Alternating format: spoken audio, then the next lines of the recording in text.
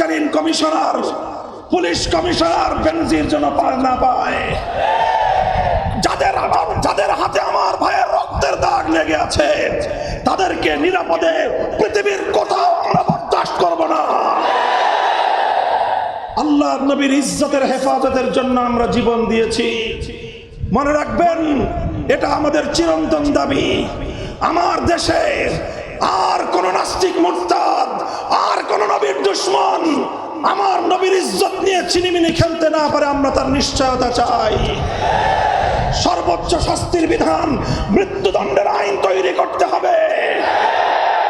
আমরা বিপ্লব করে দেশ অর্জন করেছি, আমরা রক্ত দিয়ে স্বাধীনতা কিনে এনেছি, জীবন দিয়ে আমরা দেশটাকে মুক্ত করেছি।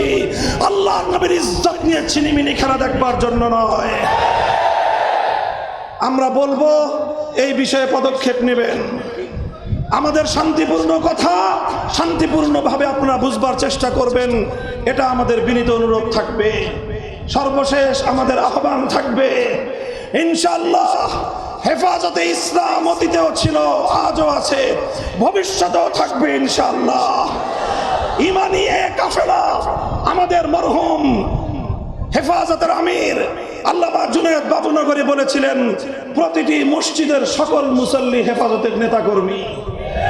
কাজেই দল মতের ঊর্ধ্বে উঠে, সকল রাজনৈতিক সংকীর্ণতার ঊর্ধ্বে উঠে, দেশ প্রেম আর ইমানের প্রেমে উজ্জীবিত হয়ে হেফাজতে ইসলামকে বাংলাদেশের স্বাধীনতা এবং ইসলামের রক্ষা কবচের দুর্গ হিসেবে গড়ে তুলতে হবে। হে যশোরের তাওহীদি জনতা, প্রস্তুত থাকবেন তো? সেজন্য দিনের বেলায় ঘাম ঝরাতে হবে, দেবেন তো? রাতের অন্ধকারে অশ্রু দিতে হবে, অশ্রু দেবেন তো?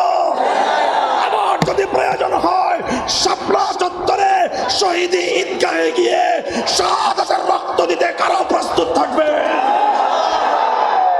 নাসরুম মিনাল্লাহি ওয়া ফাতহুন করিব। বাংলাদেশ জিন্দাবাদ, হেফাজতে ইসলাম জিন্দাবাদ। ওয়া আখিরু দাওয়ানা আলহামদুলিল্লাহি রাব্বিল আলামিন।